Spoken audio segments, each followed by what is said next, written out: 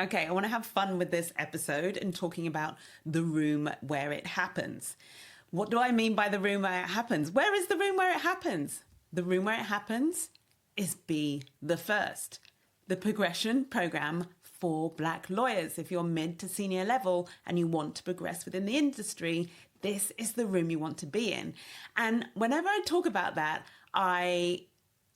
what my brain offers me, what comes up, what is fueling those words and that promise that it's the room you want to be in, is this expression, the room where it happens. And because this is always going on for me in my brain when I talk about Be the First, I thought it only right and only fair and actually a little bit fun and interesting to share with you what's behind that. This thought and belief I have about Be the First being the room where it happens, share that with you, why that is and what that means, so that you can actually get a real sense of why this is true, why this is a room you absolutely have to be in. Now, I've talked a lot about Be the First in recent episodes, and I've done that deliberately to give you as much flavour and information as I can about exactly what you can expect when you're in the programme. I've talked about the practical strategy, I've talked about the tools, I've talked about the concepts, I've described the coaching and how that works.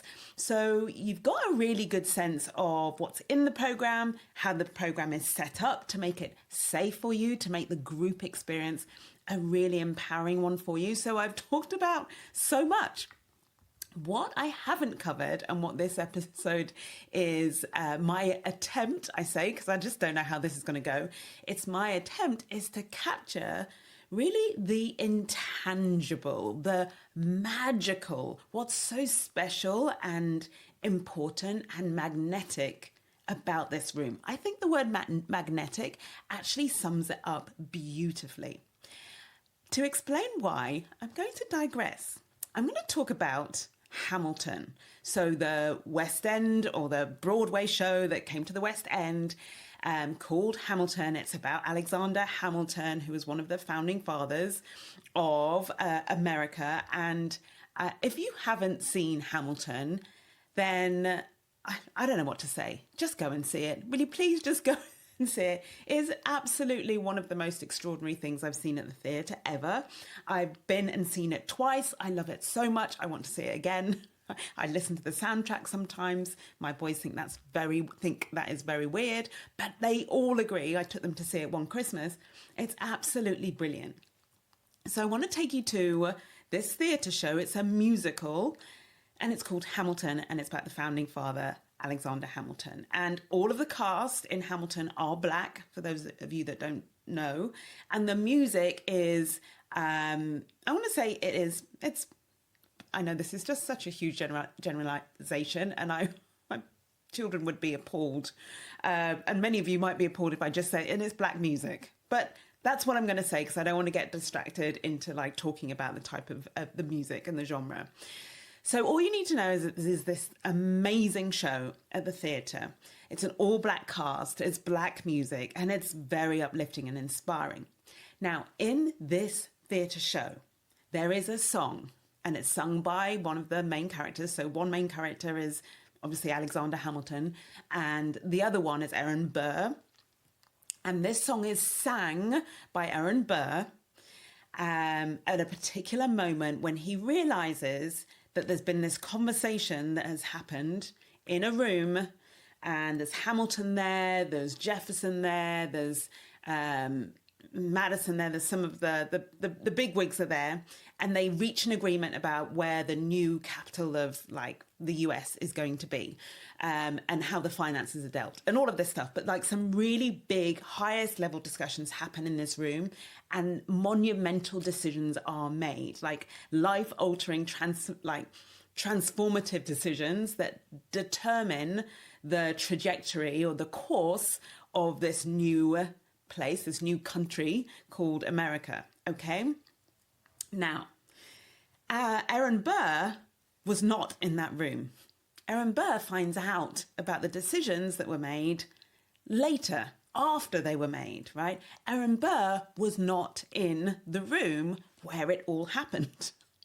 So what he did, and what you see in the musical, and this is not at all a it's not a spoiler at all because it's just the whole thing is so magnificent.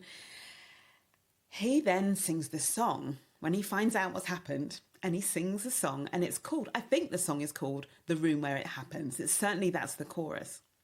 Now, that song, when I heard that song the first time, I was just like, wow, that's amazing. When I heard it the second time, I levitated out of my chair. I swear I did. I felt, and I think it was that particular performer, I wish I'd looked him up, but that particular performer, the way he sang that song, the way he talked about that room, the way he conveyed like how significant and impactful and important what happened in that room was, like, it just blew my mind. It made me, I felt like I came out of my own skin.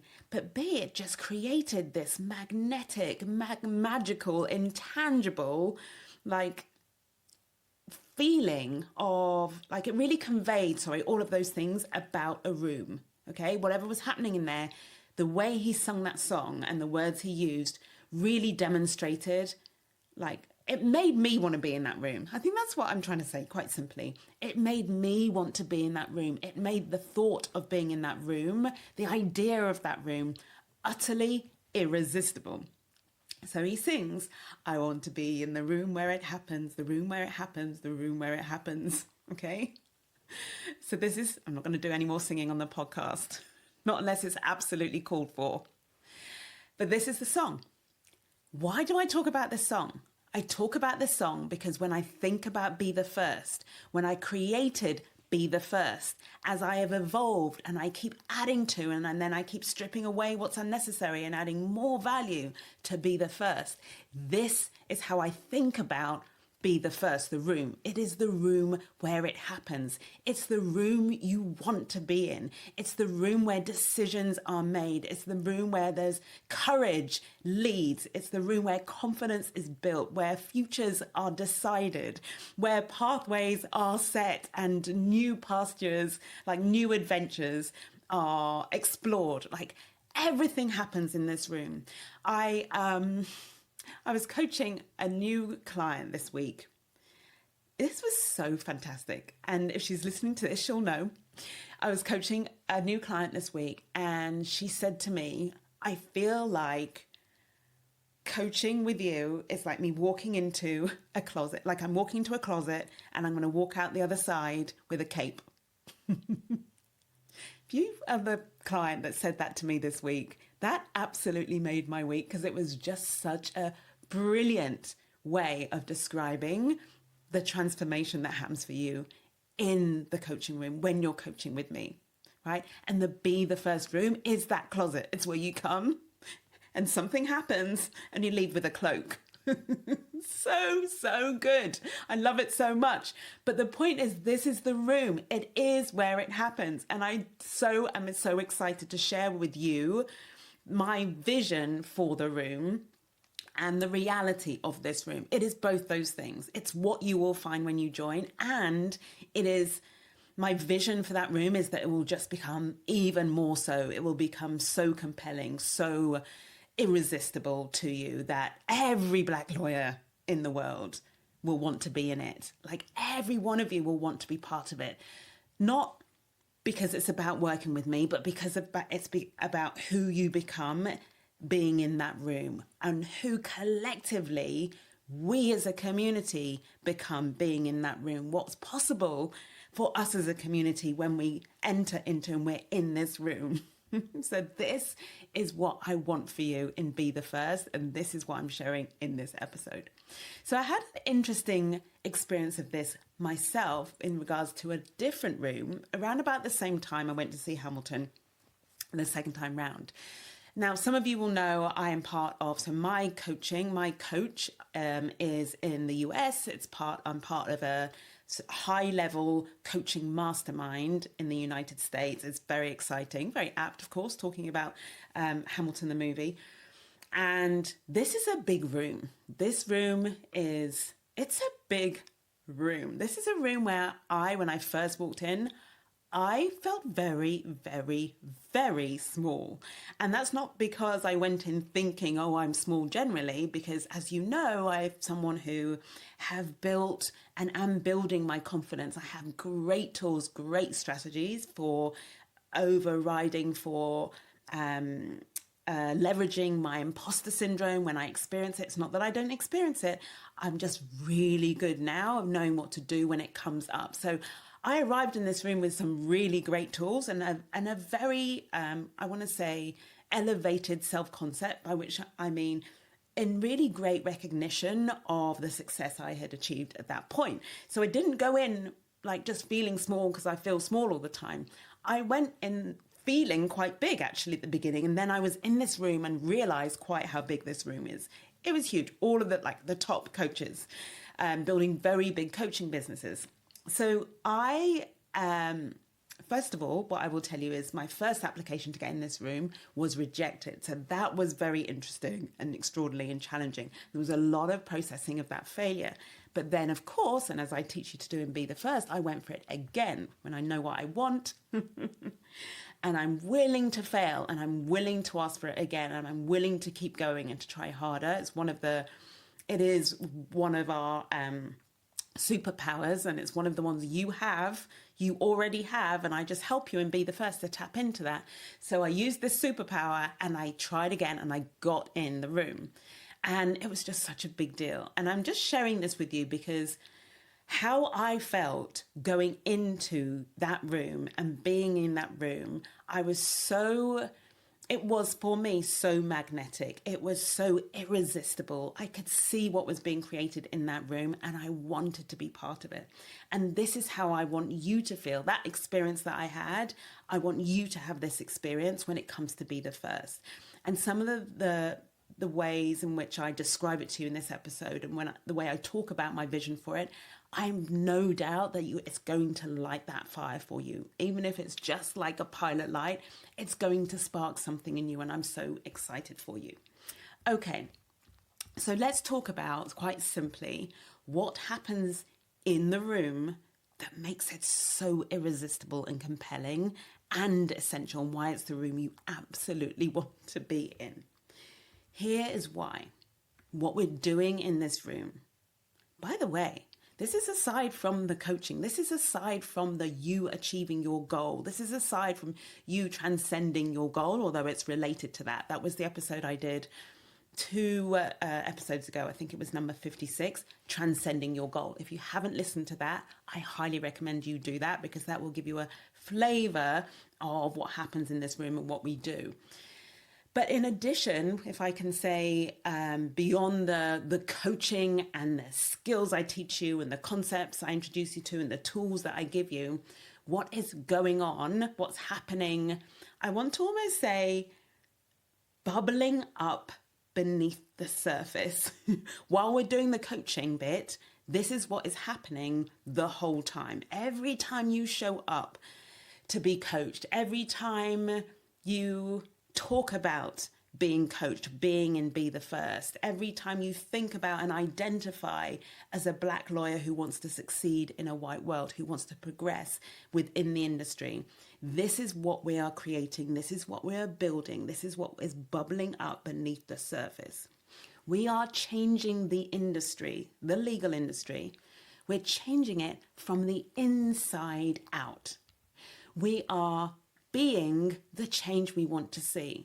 We want to see more Black people, more people who look like us in the legal industry, at the higher level, in senior positions. When you are in this room, you are being that change, the change we want to see. We are breaking down barriers. Last week, I talked about the changing the narrative. I talked about when you experience the microaggression of people saying you're not like Black people at all, or you're very articulate and expressing surprise that you might be a certain way because they have a negative perception of Black people. They have an expectation of how Black people are, and it's not you, right? I talked about that, and I talked about how empowering, how you can empower yourself from that microaggression. You can use that to empower you and remind yourself and have the thought, I am changing the narrative. I'm changing the narrative. So this is something we're doing in this room. In Be the First, we are changing the narrative about what it means to be Black, about what it means to be a Black lawyer in this industry, what it means to succeed in a white world, and what the face of the industry looks like. We are changing. And in changing that, obviously, in order to do that, we are breaking down barriers. Okay, every time we stay, even if we don't progress, just by staying, we're breaking down barriers. Then when we are willing to progress, we are willing to go after, chase our potential, see where it will take us, the barriers are coming down as a result of that, as a result of our persistence, as a result of our resilience, as a result of our resourcefulness. And all of this is happening in the room. You don't have to intentionally go out and create it. You don't have to go out and break down a barrier, right? And individually feel you are changing the world. Just being in this room, just by having a goal to progress and being willing to go after that goal, being willing to do the work, being willing to get coaching to support you to achieve that goal. This is how you're doing it already. Nothing else is required. Just being in the room is creating that new result in the world. I told you, it's a big room. A lot's happening in this room. So who we are in this room, when you join who you are, what you are part of, who you become part of us. We are overcoming the bias. We're just overcoming it. We're just breaking down the barriers. We're overcoming. We're just, I don't know, I like to think of it just evaporating. It's just going to fall away. It just becomes insignificant next to how big we make ourselves and how much we can do and how far we can go. So we're overcoming the bias. Racism, I gave the example of microaggressions last week. It can't block us. It just can't. The force is too strong. The momentum from within this room is too big. I can see how on your own it can feel like your firm being racist or the culture being uninclusive can feel too big, and you can feel small in the face of this. In this room, it doesn't feel like that. In this room, we are bigger than those circumstances, okay? So racism can't block us. Being excluded can never be a barrier to us because we're including ourselves. You are learning the skill of including yourself. Having no role models is not a problem for us because we are being the role models, okay? And we can be who we can't see. That's a belief, that's a concept, self-concept that we have of ourselves collectively and individually. So being in the minority, being the only one in the room, that doesn't stop us. Why? Because we are the first. And knowing that we are the first empowers us, it emboldens us, it gives us courage, which is like emboldening us, right? But it motivates us, it makes us all the more determined, and it makes us proud. It makes us so proud to be the Black one, the only one in the room. It makes us so proud to be Black lawyers succeeding in this industry. It feels amazing. Now, if what I'm describing and the passion with which I'm communicating what happens in this room, if you're not feeling this right now about who you are in this industry and what is possible for you, please join this room. Get inside this room. This is where it happens. This is the room you want to be in. Okay? In this room, we know we are unique. We know that we are valuable, and we know that everything that makes us different, that makes us stand out from the crowd, everything that has made our journey to where we are different to those around us, this only adds to our value. It doesn't diminish us or make us less than. It makes us feel bigger than, okay?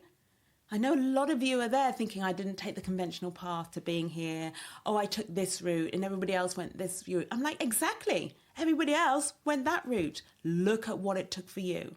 Look at how long you persevered. Look at what you had to circumvent or navigate or overcome to get where you are. You should feel even more confident than your white peers who had a very simple, straightforward, easy process, easy journey to get where you are. You are the one that should be bursting with pride. You should be gloating about like what it demonstrates about you, about the character you have built that has got you to where you are. Yeah, this is how we think. This is how we believe. This is how we show up from what we show up from in Be the First, okay, in that room. So we have the confidence to be who we are. We are doing hard things because we know how, and we know how. Like, I know how to do hard things is part of the Be the First philosophy, okay? And we use that to empower us and to help us be more resilient and to keep going. I've said we know we are unique, we know we're valuable, we know we add value to the room just being in the room. I want you to think about how that would feel. I've got a thumbs up from my from my Zoom recording. The thumbs have gone up. I want you to think about how it would feel to walk into a room and know that just being there adds value. You're adding value. Like, imagine if your self-belief was that high. Imagine if you had so much confidence in your value and who you were. You knew that just being there, even before you said anything, was valuable. My friend, this is how I feel about myself when I walk into a room, right? I have cultivated this thought about myself. I've found evidence that it's true. I've created more evidence that it's true. It is something that I have, it's a self-concept I have built in Be the First, right? In my own Be the First, on my own Be the First journey. And it's available to you too, that you could add value to a room just being there.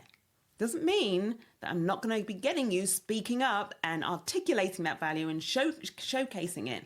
What I'm speaking to is how you feel. No more sitting there thinking, what's my role? I haven't said anything. They're going to think that I'm just like not adding value and I've got nothing to add. None of that. Like, your starting point is me just being here is valuable for the rest of you. Like, how amazing. Could you imagine feeling that way going into your role, going into a meeting?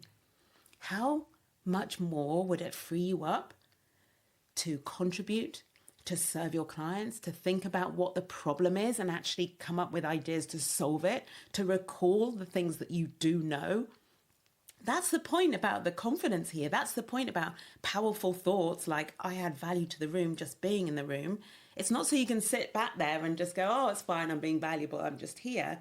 It's so you can get out of your own head and all of the worry and all of the stress and all of the fear about not knowing enough, not knowing the right answer. What will they think about me? Am I doing enough? Am I adding enough value? All of that noise that I know you have in your brain when you're sitting in meetings.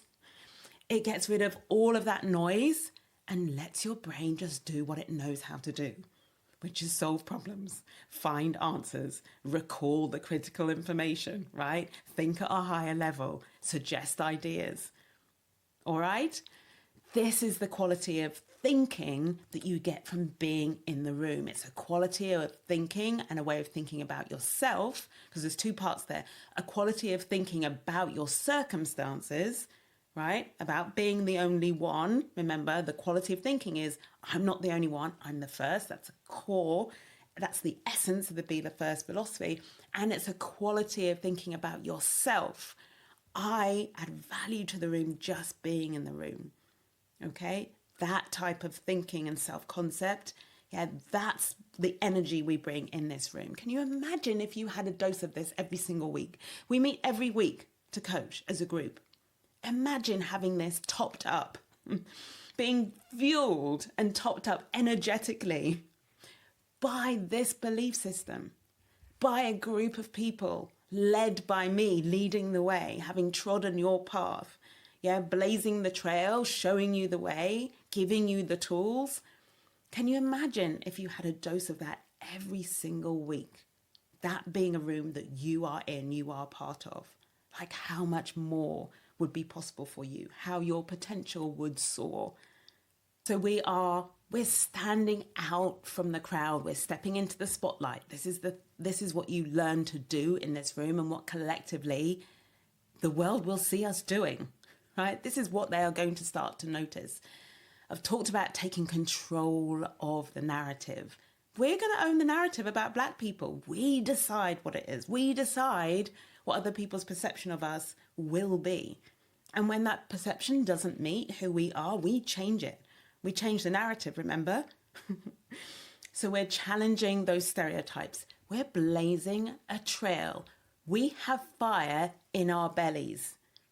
By fire in our bellies, that's my attempt to capture what is a feeling that for me is the unstoppable one. It's when you are lit up, when you are being fueled by more than I've got to get my job done and it's hard, but this is where I am, and I like the resignation. I think that's what it is. I hear a lot of that.